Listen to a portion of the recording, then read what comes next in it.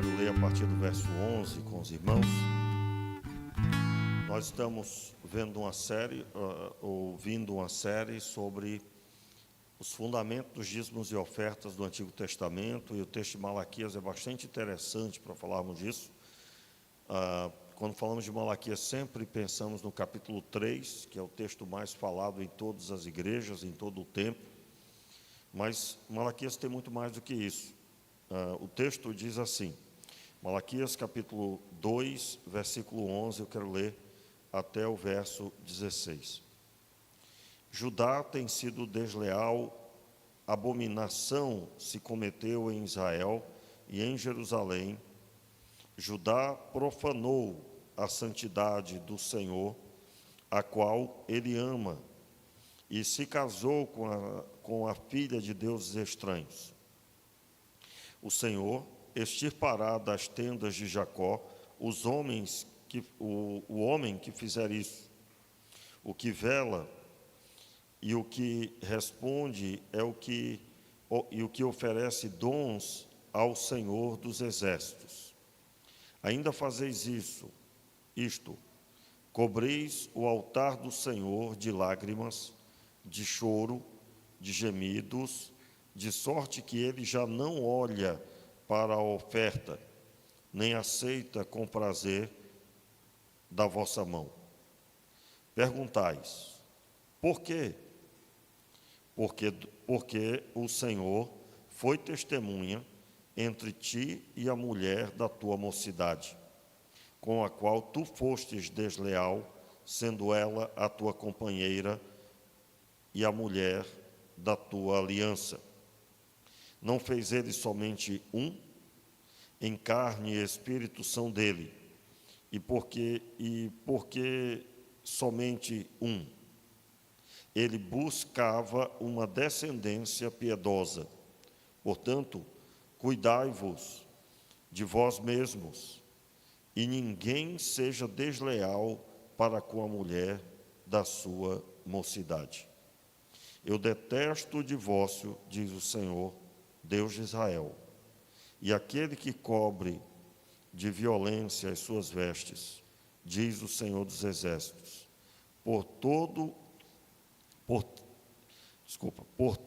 portando cuidado de vós mesmos e não sejais desleais. O texto da palavra, especificamente, parece não ter absolutamente nada a ver com dízimos e ofertas.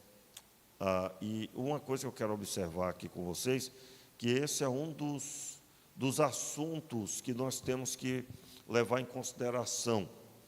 É que parece que entregar dízimos e ofertas se trata somente de dinheiro, se trata somente de saber contar quanto é, quanto foi e quanto devo entregar. Mas o contexto aqui é de que o povo entregava seus sacrifícios, se derramava pedindo a Deus misericórdia para que ele recebesse, mas o Senhor não recebeu. Na última ministração, quando falamos do capítulo 1, nós explicamos que havia uma frustração enorme na vida do povo, em especial dos líderes, porque eles construíram o templo, restauraram tudo que havia sido destruído. Para entender mais Malaquias, você tem que ler Esdras e Neemias, que é o tempo após o exílio. E eles esperavam ter a manifestação do Senhor da mesma forma que foi com Salomão. Mas não foi. Não havia uma manifestação do Senhor de forma estrondorosa, visível, nesse período da restauração do templo. E isso trazia ao coração do povo uma frustração enorme. Por quê? Porque, em outras palavras, eles estavam impregnados com mazelas, com uma série de coisas que precisavam ser transformadas em suas vidas, e mesmo assim eles esperavam um retorno. E nesse trecho, o Senhor está confrontando a deslealdade para com a lei. Para você entender melhor o versículo 11, por exemplo, você precisa ler o texto de Esdras, O texto de Esdras vai tratar dos homens que se casaram com mulheres que adoravam outros deuses, mulheres que não pertenciam à linhagem de Israel, que não pertenciam à descendência de Israel. E, no texto, eles tiveram que tomar uma providência específica a respeito de tudo isso. Ao que o texto dá a entender, mesmo tendo eles despedido essas mulheres, o texto ainda demonstra que deva ter permanecido em seus corações, ou parte deles havia ainda permanecido nessa deslealdade, ou somente o Senhor está citando quando eles haviam profanado a aliança do Senhor, que instituía que o casamento era algo sagrado e a pessoa se tornava uma só carne com aquela pessoa com a qual se casou.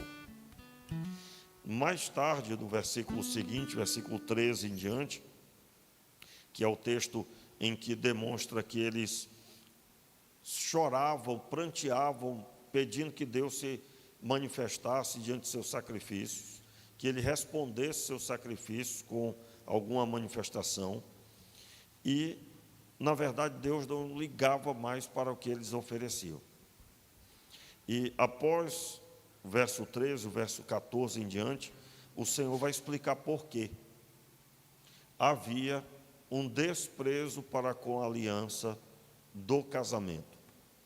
E aqui, meus irmãos, eu quero deixar claro para todos, nós vivemos num tempo que lembra o período em que Deus destruiu a terra. Lembra quando Jesus disse que a sua vinda estaria iminente, quando fosse como nos dias de Noé, quando fosse nos dias também em que ele destruiu toda a terra. Noé teve que construir uma arca para salvar a sua família. O texto mostra que eles casavam e davam-se em casamento. Estudando o texto especificamente, você vai ver que não ligavam se estavam desprezando o casamento, o relacionamento ou não. Casava-se como quem se troca de roupa. Ao mesmo tempo, junto com tudo isso, veio a promiscuidade e a violência. Meus irmãos, por que é que Deus preza tanto pelo que Ele ensinou? É óbvio. Junto com a aliança do casamento, o valor do casamento sendo levado em consideração pelo casal, há segurança sobre os filhos, porque há um casal junto lutando, dois lutando por um, por dois, por três, quantos filhos forem. Um casal que, na semelhança do que o Senhor orientou, estará gerando mentalidade para a próxima família. E o antídoto para a sociedade é o Adão e a Eva. O Adão e a Eva ouvindo a palavra do Senhor e levando a sério o ser uma só carne. Aqui, meus irmãos, nós podemos interpretar claramente, porque o problema do povo aqui era que não entregava o dízimo também. Quando eles choravam, no verso 13, quando narra o texto, ainda fazeis isto: cobris o altar do Senhor de lágrimas, de choro, de gemidos, de sorte que ele já não olha para a oferta. E a oferta aqui é o sacrifício, o cabrito, o bode, os animais que eram oferecidos. Não é? Todos eles, o Senhor não olhava mais mesmo. E eles pranteavam pedindo que Deus olhasse. E aí o Senhor vai dizer por quê? Porque vocês desprezam o valor do casamento. Então veja bem, à medida em que a sociedade vai casando e se dando em casamento, no formato de Noé, na época de Noé, aliás, isso vai gerando um ambiente de hostilidade para com quem preza pelo casamento. Você vai se casar? Quem nunca ouviu isso? Você tão novo, você já vai fazer isso? Quando eu me casei, né? Eu ouvi a frase: você já está indo se enforcar? Não é? Eu acho que todo mundo já ouviu alguma coisa assim. Claro, tirando a brincadeira, quem me falou isso não falou brincando. Tirando a brincadeira, né, que existe, ainda que não deve se brincar com isso. Meus irmãos, se casamento fosse ruim, o Senhor não teria instituído. O que faz o casamento ruim é a dureza de coração do ser humano. Pastor, mas eu conheço um monte de gente infeliz. Pois é, meu irmão, é o pecado ou a dureza de coração. É a mesma coisa, não? Sim, meu irmão, você vai encontrar pessoas dentro da igreja, mas que teimam em não buscar ao Senhor pela transformação de suas vidas. Eu digo aqui nessa manhã que entregar dízimos e ofertas, e eu preciso deixar claro isso, ainda que o nosso tempo é curto. Pastor, mas não tem nada a ver com dízimo e oferta. Meu irmão, no mesmo livro, o Senhor vai tratar lá no capítulo 3 sobre isso. Em outras palavras, o plano do Senhor é que eu seja completo. O que você pensa sobre casamento? Qual a sua visão sobre casamento? Ontem eu tirei a dúvida sobre o pastor que foi preso no Canadá. Quem é que tomou conhecimento? Só uma pessoa. Essa informação está se multiplicando, né? O Canadá retirou das suas leis que você pode falar o que você pensar sobre, por exemplo, se você discorda de algo que o Estado legalizou. Isso se transforma em um crime. E lá eles instituíram que nas leis do país você não pode mais falar da sua fé agredindo, por exemplo, quem concorda que dois homens se casem. Eu acho que, falando assim, fica mais entendível aí. E ele pregou a Bíblia, ele falou da Bíblia, falando que o Senhor Deus instituiu homem e mulher. E há um vídeo, né, gravado pelos dois lados, quem prendeu e quem estava com ele na hora, e ele foi preso. Levaram vários policiais armados, e ele foi preso no Canadá. Mais tarde eu vi um outro pastor falando que você não pode mais no Canadá falar contra qualquer movimento contrário e dizendo que isso é errado segundo a Bíblia. Em outras palavras, falar da Bíblia foi criminalizado. Você imagina isso? Lá, acredito eu que até as igrejas não poderão transmitir mais culto, porque para o seu povo o pastor terá que ensinar o que diz a Bíblia. Mas ele pode ser preso qualquer hora, e eu digo que num ambiente desse será até fácil prender um pastor. Basta quem é do outro lado mandar uma pessoa lá para participar do culto e a fim de ouvir. Na hora que o pastor falar qualquer coisa que ele não concorde, então ele vai procurar a delegacia e vai denunciar, e o pastor vai ser preso. E, meus irmãos, nesse exato momento, há inúmeros países, dentre eles o nosso país, já se tentou fazer isso algumas vezes.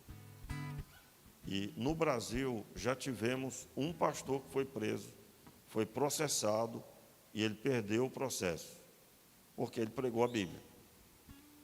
Então, e por isso que eu tenho falado, né? Pastor, o senhor está falando de política? Não, meu irmão, nunca foi política. Por trás do sistema da sociedade existem as trevas. O mundo jaz do maligno. Para alguns parece que o mundo jaz em esquerda e direita. Não, não, não, não. Segundo a Bíblia, o mundo jaz do maligno. Este sistema não se converterá. Quem se converterá são as pessoas. Mas o sistema do mundo piorará. E eu costumo dizer, não será com o nosso apoio. Segundo a Escritura, o mundo estará na iminência da vinda do Senhor, na vinda do Senhor, quando Ele voltar, o mundo estará conforme foi em Sodoma e Gomorra, conforme foi nos dias de Noé. Agora, qual o nosso assunto aqui hoje pela manhã? Você que é aliançado com Deus, o que é que você pensa, segundo a Escritura, sobre o casamento? Qual a sua visão sobre o matrimônio? Se nesse exato momento o Senhor olha para o seu coração e Ele sabe que você está contrário à sua palavra, aí vem a resposta, porque talvez você ora tanto e não tem resposta da sua oração. Você imagina um filho seu pedindo algo, e você sabe que ele está contrário ao que você ensinou. Imagine isso. Quero lembrar, meus irmãos, Deus vê o nosso coração.